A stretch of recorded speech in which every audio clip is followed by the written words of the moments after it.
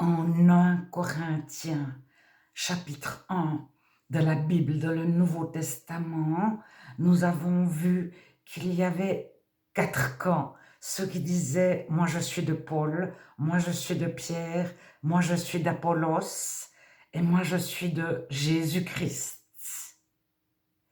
Et un seul a été crucifié pour nous et tous avaient été baptisés au nom de Jésus. Personne n'avait été baptisé au nom de Paul ou d'Apollos ou de Pierre. Alors, en Acte 15, au Concile de Jérusalem, euh, il y a Jacques, Paul et Barnabas et Pierre qui forment 3 camps. Alors, il y a soit Apollos, soit Jacques, mais en général, Pierre et Paul sont là, Jean n'est pas toujours là. Alors, dans l'Épître aux Galates, je lis juste le premier verset. Paul, apôtre, et tous les frères qui sont avec moi aux églises de la Galatie. Et j'en arrive au verset 2 pour qu'on sache de quoi on parle. Donc,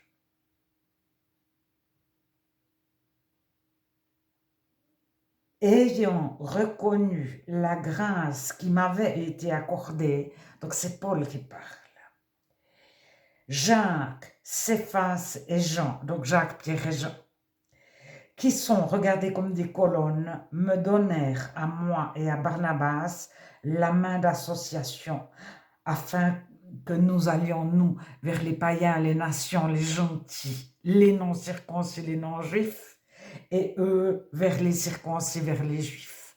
Alors, d'un côté, il y a Jacques, Pierre et Jean, et de l'autre côté, il y a Paul et Barnabas.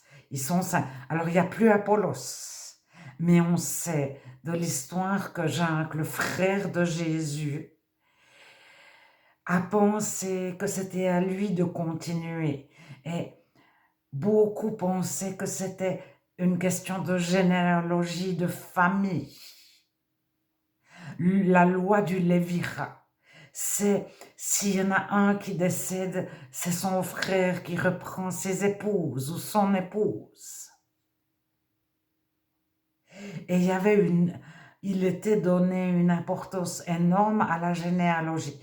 Alors, les premiers chrétiens vont dire on devient chrétien par notre conversion, même si on était juif auparavant. Alors, il y a comme ça, je ne sais pas en quelle année, mais c'est pas forcément tout de suite. Mais déjà de l'Apocalypse, vous lisez le chapitre 2 et 3, il y a des difficultés dans les églises. Donc, l'Esprit dit à cette église, ceci va pas, ceci va pas, ceci va bien, ceci va pas, ceci va bien. Alors, pour finir, on ne sait plus si on prend toutes les tout petites textes de la Bible qui concernent les systèmes d'église, on ne sait plus. Mais qu'est-ce qu'ils faisaient concrètement?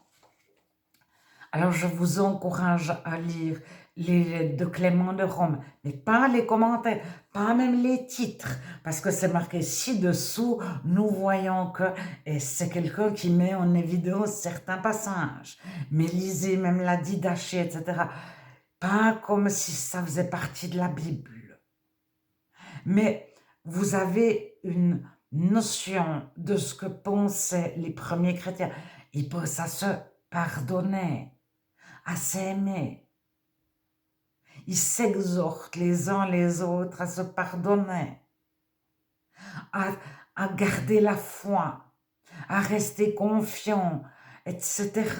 Mais ils n'ont pas comme ça de directive. Alors en acte 15, enfin en acte 14, 23, il y a cette histoire d'anciens. Ils ont établi des anciens dans les églises. Mais pour faire quoi?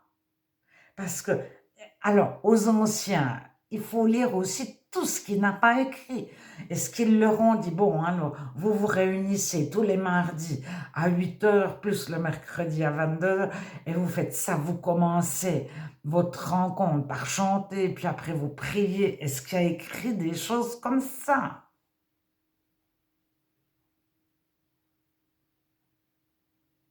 Alors, il faut se représenter que ce qu'on vit aujourd'hui n'est pas écrit nulle part. Mais comme c'est ce qu'on connaît, on pense que c'est comme ça depuis le départ, mais pas du tout. Alors, à quoi il les exhorte? Moi, je vous invite à lire Acte 2, 38. Pierre leur dit, reposez-vous et que chacun de vous soit baptisé au nom de Jésus-Christ pour le pardon de vos péchés et vous recevrez le don du Saint-Esprit. Car la promesse est pour vous, pour vos enfants, pour ceux qui sont au loin, en aussi grand nombre que le Seigneur, notre Dieu, les appellera. Et par plusieurs autres paroles, il les conjurait et les exhortait, disant, sauvez-vous de cette génération perverse. Donc, il les exhorte, pas du tout à organiser leur église, fête des anciens, etc. Il dit que chacun d'entre vous soit baptisé au nom de Jésus-Christ pour le pardon de vos péchés et vous recevrez le don du Saint-Esprit, car la promesse est pour vous et vos enfants, ceux qui sont au loin, auprès, etc. Reposez-vous. Alors, métanoïa, changez de façon de penser. Croyez en Dieu, mais c'est pas énumérer toute sa vie. C'est pas confesser tous vos péchés. Alors,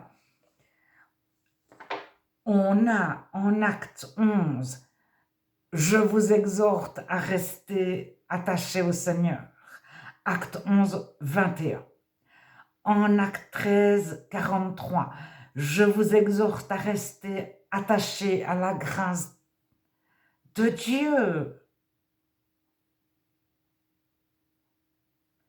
Alors, acte 14, 11 à 15, je vous exhorte à devenir chrétien aussi, mais c'est Paul, c'est plus Pierre, c'est Paul.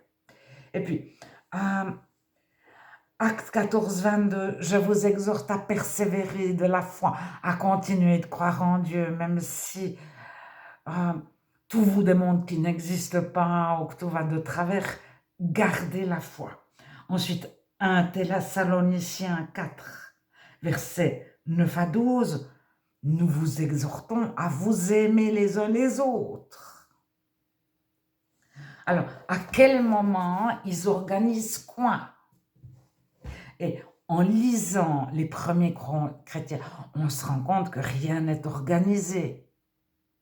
Tout est spontané. Et le but, c'est pas le pouvoir. C'est pas je vais avoir le métier de ça comme on ferait un métier.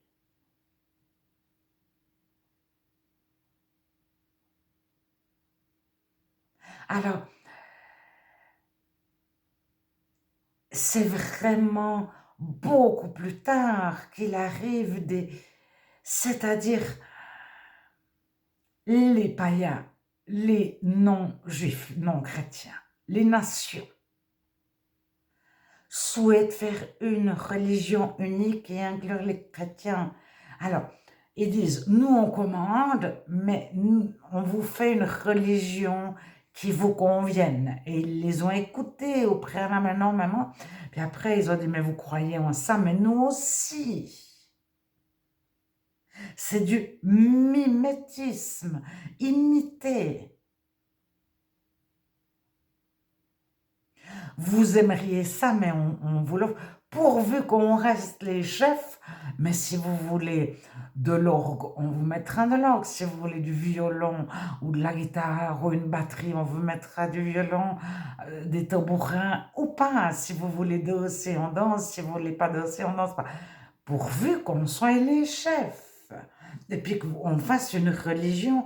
Puis alors, on inclut tout le monde, mais après, en fait, on donne quelque chose, c'est très répétitif. Il y a 50 phrases, toujours les mêmes qui sont répétées, ou 200 phrases, toujours les mêmes qui sont répétées. Puis c'est vraiment le noyau, il y a un noyau de 10 phrases, et après, ceux qui sont un peu plus instruits, il y a un noyau de 100 phrases, et puis, mais c'est toujours les mêmes. Et puis, comme les gens ne savent pas forcément lire, on leur remet des images. Et ils se font des représentations d'un tas de choses que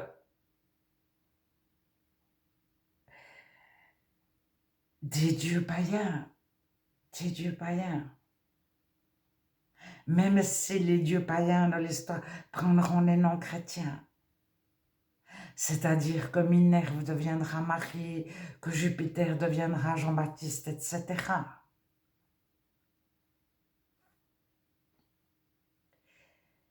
Et le chrétien, il ne cherche pas le pouvoir.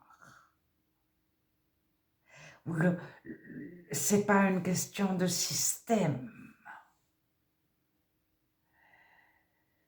Alors, on retrouve, là j'ai commencé par la main d'association, on retrouve un certain syncrétisme, mais mettez-vous ensemble, tous les chrétiens, pourvu que vous puissiez tous la même chose, et puis qu'il n'y ait pas de division, parce qu'on veut faire une religion unique. Mais la vérité passe avant, l'amour passe avant. Nous sommes tous unis au pied de Jésus, nous les chrétiens. Nous sommes tous unis dans la foi, mais on n'est pas unis avec le non-chrétien, encore moins avec le non-chrétien qui se dit chrétien. Jésus nous a envoyés comme des agneaux au milieu des loups. Et on ne peut pas dire que les loups, on est unis avec les loups. Les loups, c'est ceux qui sont non-chrétiens et qui se disent chrétiens. Et qui sont là vraiment pour... Il faut lire Jean 10. L'évangile de Jean, chapitre 10.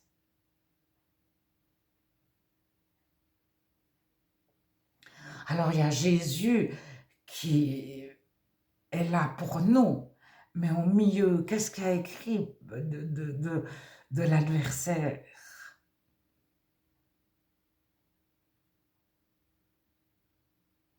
Gardons la foi.